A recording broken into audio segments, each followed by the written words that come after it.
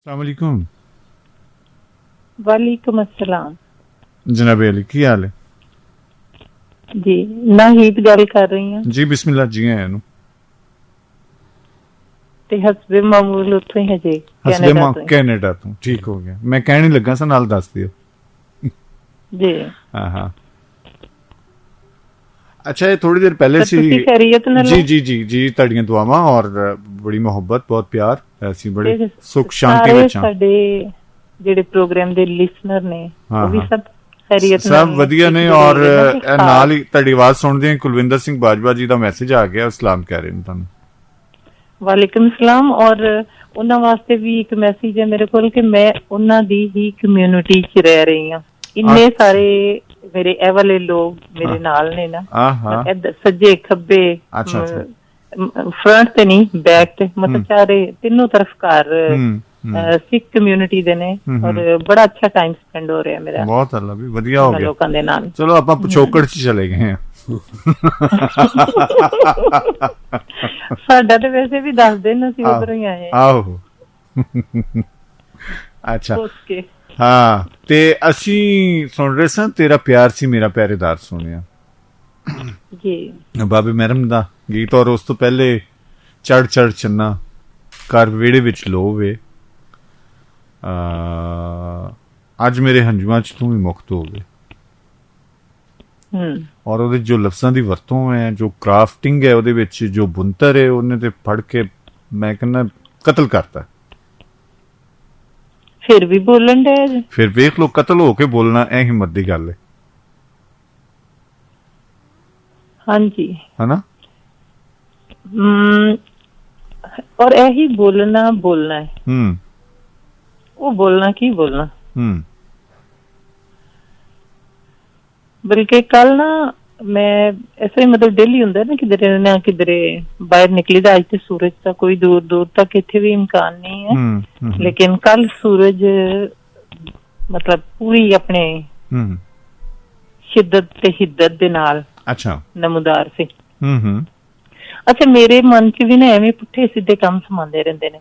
मैं कह भी ये सूरज वेले जरा ਅੱਖਾਂ ਖੋਲ ਕੇ ਕਹਿੰਦੇ ਨੇ ਨਹੀਂ ਵੇਖਿਆ ਜਾਂਦਾ। ਮੈਂ ਕਿਹਾ ਵੇਖਣ ਦੀ ਕੋਸ਼ਿਸ਼ ਉਸ ਲਈ ਨਾ ਤਕਰੀਬਨ ਸਨਸੈਟ ਸੀ ਠੀਕ ਹੈ ਤੇ ਮੈਂ ਕਿਹਾ ਚਲੋ ਥੋੜੇ ਜਿਹਾ ਟਰਾਈ ਕਰਕੇ ਵੇਖਨੇ ਆ ਕਿ ਐਡੀ ਵੀ ਕਿਹੜੀ ਗੱਲ ਹੈ ਵੀ ਬਹਿਰਲ ਮੈਂ ਉਹਦੀ ਕਾਫੀ ਦੇਰ ਤੱਕ ਸ਼ੁਰੂ ਚ ਤਾਂ ਥੋੜੀ ਜਿਹੀ ਐਵੇਂ 1-2 ਸੈਕਿੰਡ ਤੇ ਥੋੜੀ ਹੋਈ ਲੇਕਿਨ ਜਦੋਂ ਤੁਸੀਂ ਡਟ ਜਾਓ ਨਾ ਕੋਈ ਕੰਮ ਕਰਨ ਤੇ ਕਿ ਤੁਸੀਂ ਇਹ ਕਰਨਾ ਹੈ ਤੇ ਫਿਰ ਮੈਨੂੰ ਨਹੀਂ ਲੱਗਦਾ ਕਿ ਕੋਈ ਚੀਜ਼ ਵੀ दरम्यान से कोई चीज नहीं आती।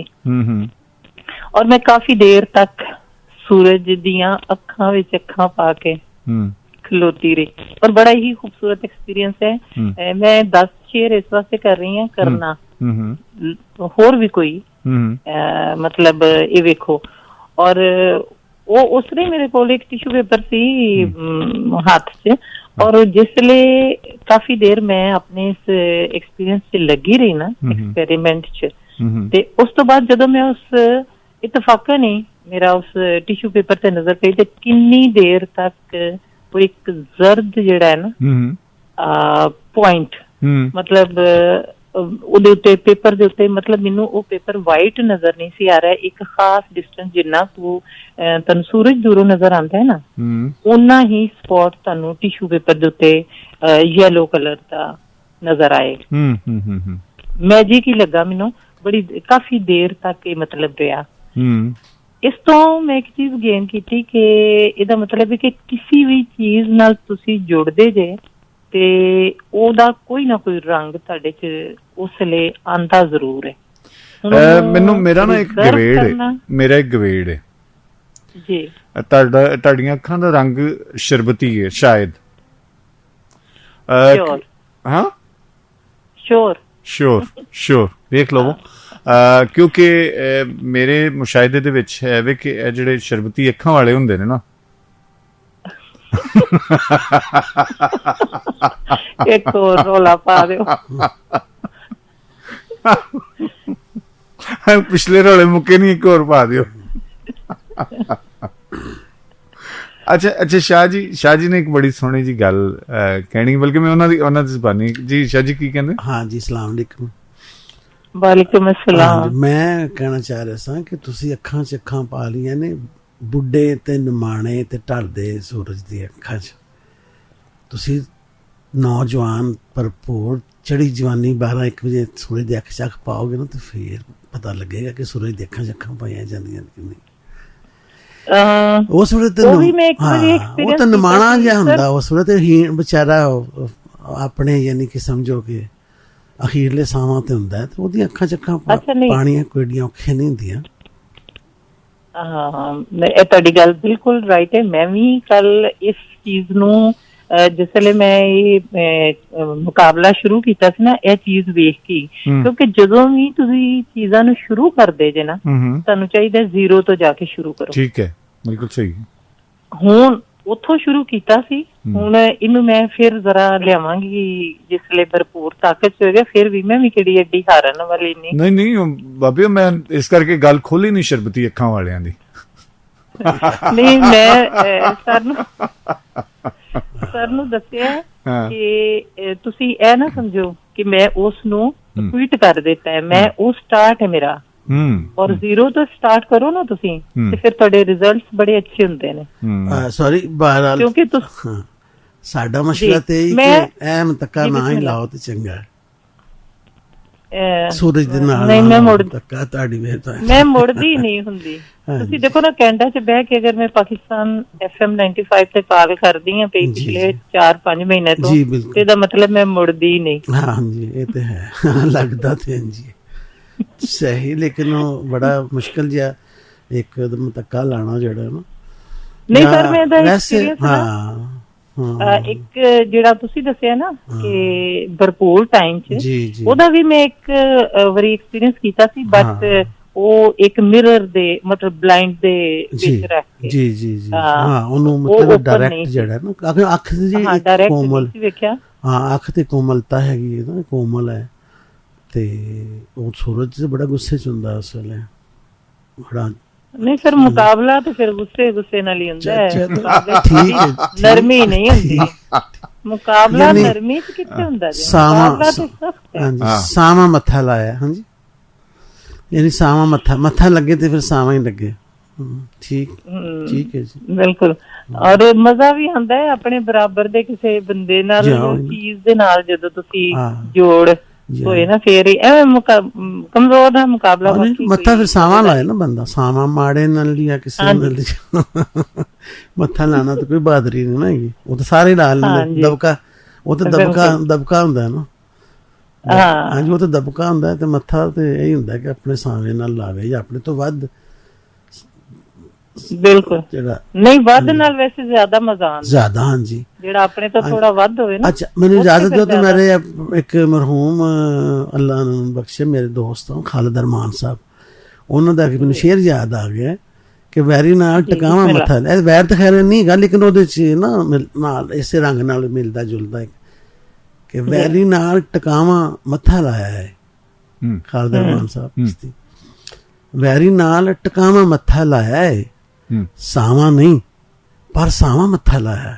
ਵਾਹ ਵਾਹ ਵਾਹ, ਬਹੁਤ ਉਹੀ ਮੇਰੀ ਗੱਲ ਹੋ ਗਈ, ਤੁਹਾਡੇ ਦੀ ਗੱਲ ਦੀ ਮੈਂ ਤਾਇਦ ਕੀਤੀ ਹੈ। ਹਾਂ, ਸਵਰਗੀ ਖਾਲਿਦ ਅਰਮਾਨ ਦੀ ਸ਼ੇਰ ਯਾਦ ਆ ਗਿਆ।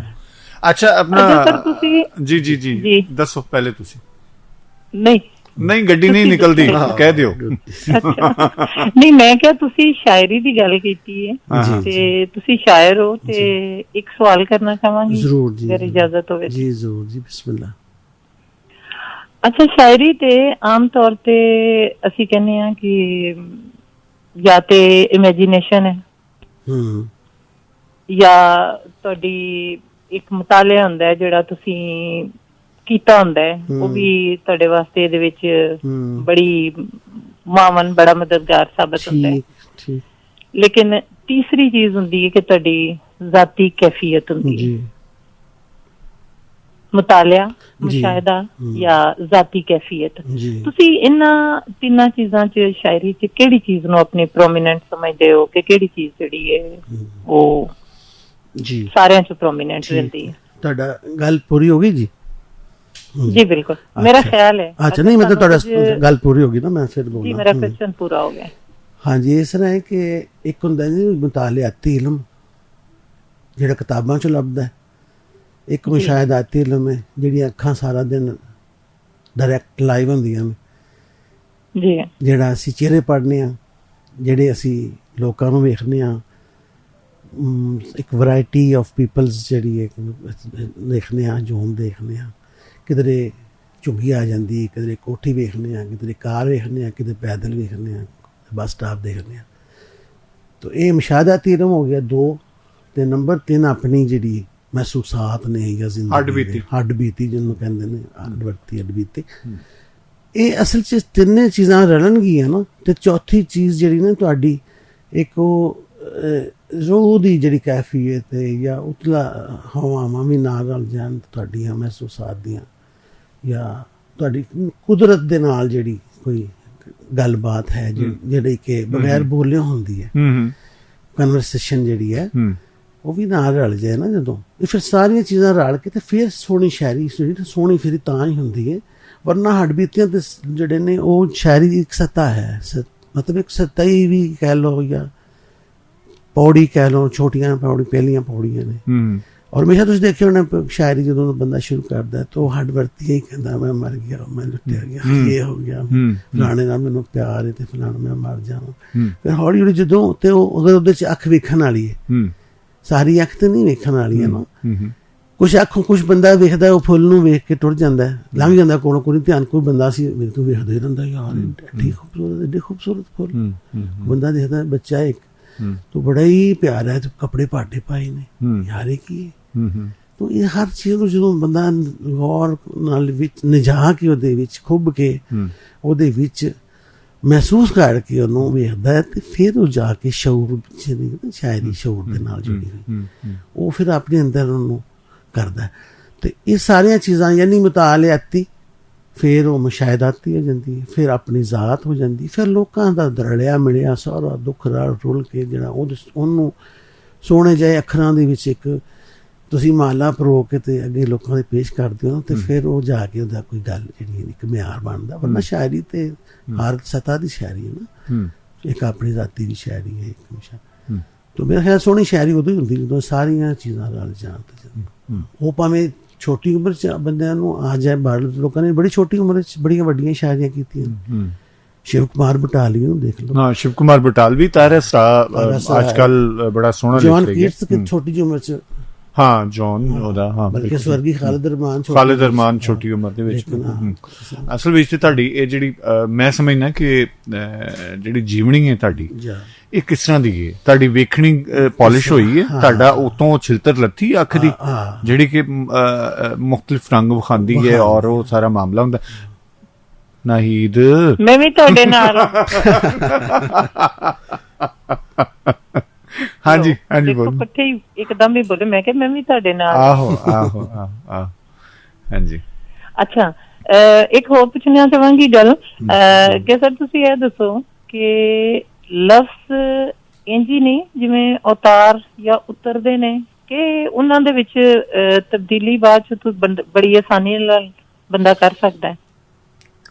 ਹਾਂਜੀ, ਇਹ ਜਿਹੜਾ ਅਵਤਾਰ ਹੈ ਨਾ, ਇਹ ਅਵਤਾਰ ਜਿਹੜਾ ਹੁੰਦਾ ਹੈ ਇਹ ਇੱਕ ਵੱਖਰੀ ਸ਼ੈ ਹੈ। ਹਾਂਜੀ ਸੌਰੀ, ਮੇਰਾ ਖਿਆਲ ਹੈ ਮੈਂ ਆਪਣੀ ਮਤਲਬ ਮੇਰੀ ਆਲਵੇਜ਼ ਪ੍ਰੋਬਲਮ ਹੈ। ਮੈਂ ਸਮਝ ਗਿਆ, ਪਹੁੰਚ ਗਈ ਤੁਹਾਡੀ ਗੱਲ, ਮੈਨੂੰ ਪਹੁੰਚ ਗਈ ਹੈ। ਹਾਂਜੀ ਨਹੀਂ, ਮੈਂ ਕੁਝ ਹੋਰ ਕਹਿਣਾ ਜੀ ਕਹੋ। ਦੇਖੋ, ਬਾਜ਼ ਔਕਾਤ ਅਸੀਂ ਕੋਈ ਚੀਜ਼ ਇਮੇਜਿਨ ਕਰ ਰਹੇ ਹੁੰਦੇ ਆ ਤੇ ਸਾਡੇ ਜ਼ਿਹਨ ਚ ਲਫ਼ਜ਼ ਆਉਂਦੇ ਨੇ, ਜ਼ਰੂਰੀ ਨਹੀਂ ਕਿ ਹਰ ਵਾਰੀ ਪੰਜਾਬੀ ਚ ਉਤਰਨ, ਜ਼ਰੂਰੀ ਨਹੀਂ ਹਰ ਵਾਰੀ ਉਰਦੂ ਚ ਉਤਰਨ। ਜਿਹੜੀ ਵੀ ਤੁਹਾਡੀ ਕਮਿਊਨੀਕੇਸ਼ਨ ਹੈਗੀ ਹੈ ਤੇ ਉਹਦੇ ਚ ਤੁਹਾਡੇ ਚ ਲਫ਼ਜ਼ ਜਿਹੜੇ ਆਉਂਦੇ ਨੇ, ਕਦੀ ਤੁਸੀਂ ਇਹ ਐਕਸਪੀਰੀਅੰਸ ਕੀਤਾ ਹੈ ਕਿ ਅਗਰ ਤੁਹਾਡੇ ਜ਼ਿਹਨ ਚ ਖਿਆਲ ਪੰਜਾਬੀ ਚ ਆਇਆ, ਲਫ਼ਜ਼ ਪੰਜਾਬੀ ਚ ਹੀ ਆਏ ਨੇ, ਤੇ ਤੁਸੀਂ ਉਹਨੂੰ ਉਰਦੂ ਚ ਟਰਾਂਸਲੇਟ ਕਰਨ ਦੀ ਕੋਸ਼ਿਸ਼ ਕੀਤੀ ਹੋਵੇ ਤੇ ਉਹ ਥੋੜਾ ਮੁਸ਼ਕਿਲ ਲੱਗਾ ਹੋਵੇ ਕਿ ਉਹਨੂੰ ਦੂਜੀ ਲੈਂਗੁਏਜ ਚ ਟਰਾਂਸਫਰ ਕਰਨਾ ਉਨਾ ਆਸਾਨ ਨਹੀਂ, ਜਿਵੇਂ ਉਹ ਉਤਰਦੇ ਨੇ ਜਿਵੇਂ ਆਉਂਦੇ ਨੇ ਉਂਝ ਜ਼ਿਆਦਾ ਖੂਬਸੂਰਤ ਰਹਿੰਦੇ ਨੇ? ਮੁਮਕਿਨ ਹੀ ਨਹੀਂ ਕਿ ਉਹ ਸਵਾਦ ਉਹ ਚੀਜ਼ ਰਹਿ ਜਾਏ ਜਦੋਂ ਤੁਸੀਂ ਉਹਨੂੰ ਕਿਸੇ ਹੋਰ ਜ਼ਬਾਨ ਵਿੱਚ ਜੀ ਕਰਦੇ ਹੋ। ਮੁਮਕਿਨ ਹੀ ਨਹੀਂ ਹੈਗਾ ਕਿ ਤੁਸੀਂ ਉਹ ਹੋ ਜਾਏ। ਤੇ ਜਿਹੜੀਆਂ ਜ਼ਬਾਨਾਂ ਹਨ ਨਾ, ਵੱਡੀਆਂ ਜ਼ਬਾਨਾਂ, ਉਹਨਾਂ 'ਚ ਖੂਬੀ ਹੈ ਕਿ ਉਹਨਾਂ ਉਸ ਤੋਂ ਅੱਗੇ ਕਦਮ ਰੱਖ ਕੇ ਲੋਕੀ ਇੱਕ ਪੈਰ ਅੱਗੇ ਰੱਖ ਕੇ ਲੋਕੀ ਟੁਰਦੇ ਨੇ। ਯਾਨੀ ਉਹਦੇ ਚ ਉਹ ਜਿਹਦੇ ਚ ਜ਼ਿਆਦਾ ਵਸਤ ਹੁੰਦੀ ਹੈ। ਵਸਤ ਜਿਸ ਤਰ੍ਹਾਂ ਹੁਣ ਅਸੀਰ ਆਬਦ ਸਾਹਿਬ ਦਾ ਤਰਜਮਾ ਹੈ ਗਾਲਿਬ ਦਾ, ਹੋਰ ਕੋਈ ਤਰਜਮਾ ਤੁਹਾਨੂੰ? ਯਾਨੀ ਅਸੀਰ ਆਬਦ ਨੇ ਨਾ ਹੀ ਤਾਲਿਬ ਆਪਣਾ ਇਹਨਾਂ ਦਾ ਗਾਲਿਬ ਦਾ ਤਰਜਮਾ ਕੀਤਾ ਹੈ। ਅਸੀਰ ਆਬਦ ਸਾਹਿਬ ਕਸੂਰ ਦੇ ਬਹੁਤ ਵੱਡੇ ਉਸਤਾਦ ਸ਼ਾਇਰ, ਤੇ ਉਹ ਗਾਲਿਬ ਤੋਂ ਵੀ 2 ਕਦਮ ਅੱਗੇ ਹੈ।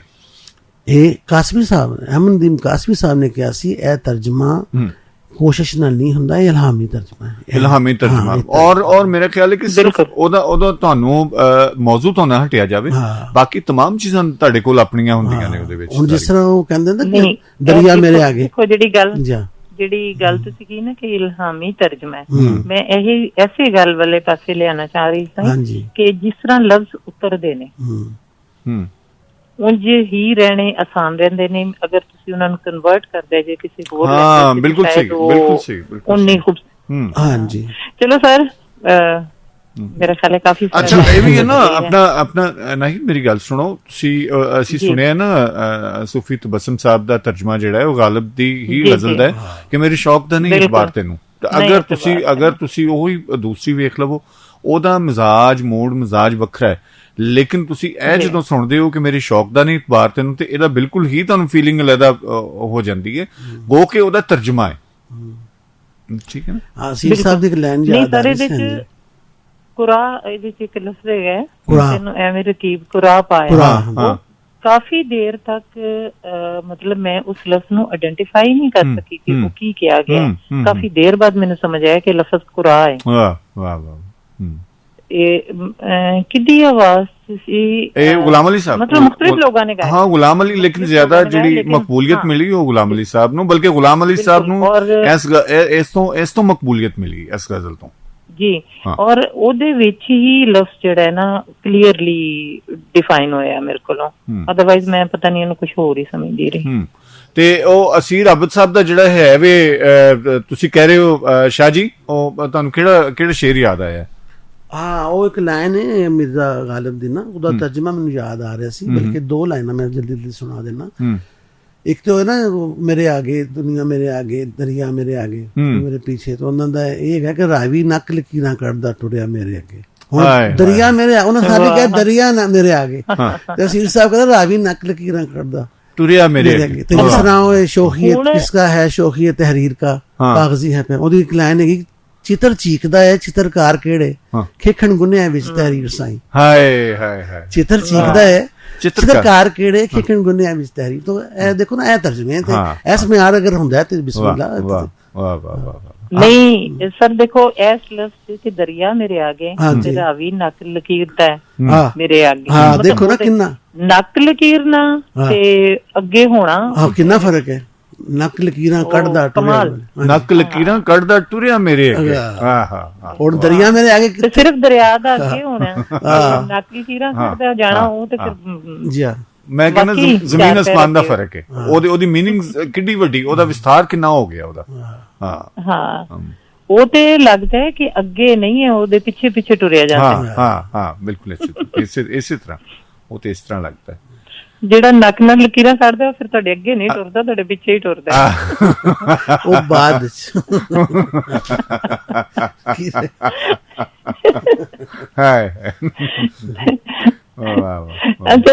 ਥੈਂਕ ਯੂ ਸਰ, ਬਹੁਤ ਸਾਰਾ ਟਾਈਮ ਲਿਆ। ਹੋਰ ਵੀ ਬਹੁਤ ਸਾਰੇ ਸਾਰਿਆਂ ਵਾਸਤੇ ਨਾ ਬਹੁਤ ਸਾਰੀਆਂ ਮੁਹੱਬਤਾਂ ਔਰ ਬਹੁਤ ਸਾਰਾ ਸਲਾਮ ਔਰ ਬਹੁਤ ਸਾਰੀਆਂ ਨੇਕ ਖ਼ਾਹਿਸ਼ਾਤ। ਸਲਾਮਤ ਰਹੋ। ਬਹੁਤ ਥੈਂਕ ਯੂ ਸਰ। ਸ਼ੁਕਰੀਆ। ਅੱਲਾਹ ਹਾਫਿਜ਼।